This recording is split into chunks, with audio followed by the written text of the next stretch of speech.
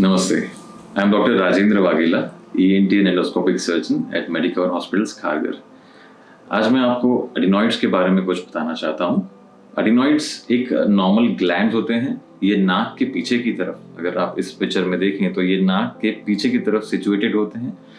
जैसे टॉन्सिल्स होते हैं गले में, वैसे ही ये एडिनॉइड्स हमारी इम्यूनिटी के लिए ज़रूरी होते हैं। स्पेशली एक छोटा एज ग्रुप यानी बचपन पीडियाट्रिक एज ग्रुप में ये बहुत ही इंपॉर्टेंट होते हैं इम्यूनिटी के लिए।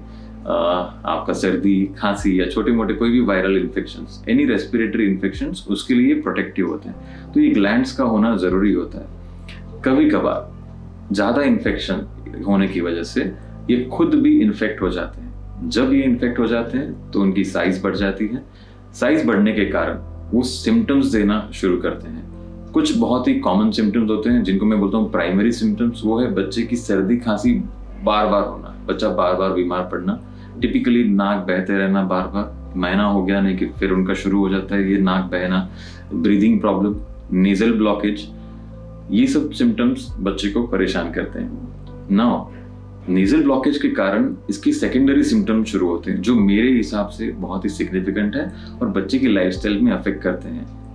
नाक बंद होने की वजह से बच्चा हमेशा मुंह से सांस लेता रहता है, मुंह खुला रहता है, जिसकी वजह से सलाइवा ड्राई हो जाता है, थ्रोट इन्फेक्शन के चांसेस बढ़ जाते हैं और बच्चों के मुंह से फाउल स्मेल आता है जिसको हैलिटोसिस कहा जाता है। रात भर नोज ब्लॉक होने की वजह से बच्चा स्नोरिंग करता है, ब्रीदिंग अच्छा नहीं होता।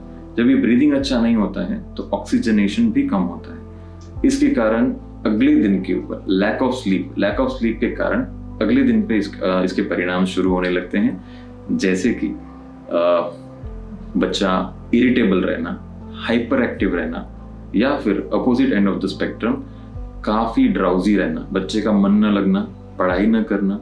रात भर ब्लॉकेज के कारण कुछ बायोकेमिकल प्रोसेसेस ऐसे होते हैं जिसके कारण बच्चे को बेड वेटिंग, एक्सेसिव यूरिनेशन होना, ये सब भी पॉसिबल है।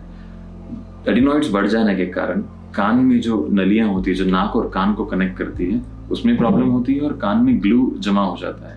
वो ग्लू की वजह से बच्चे को सुनाई भी कम देता है।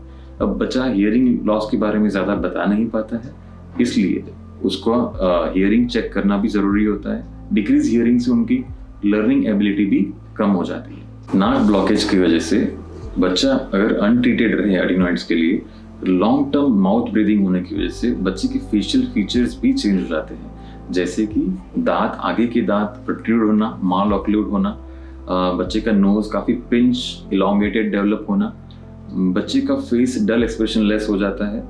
These are few problems which occurs due to adenoid. तो इसको समय रहते डायग्नोज करना और इसको ट्रीट करना ज़रूरी है।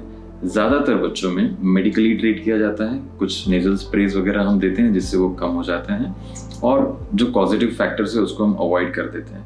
तो नज़दीकी ENT डॉक्टर को दिखाना ज़रूरी है।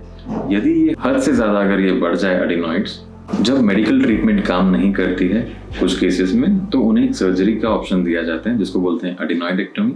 आज के ज़माने में due to advent of newer instruments we have good instruments like coblation, जो एक लेज़र की तरह काम करता है और एडिनॉइड को पेनलेसली रिमूव करता है। This is a very good option. Painless and bloodless surgery होता है, this is safe. So adenoids अगर प्रॉब्लम है तो इग्नोर मत करिए और नज़दीकी ENT डॉक्टर को बिल्कुल कंसल्ट करिए। Thank you.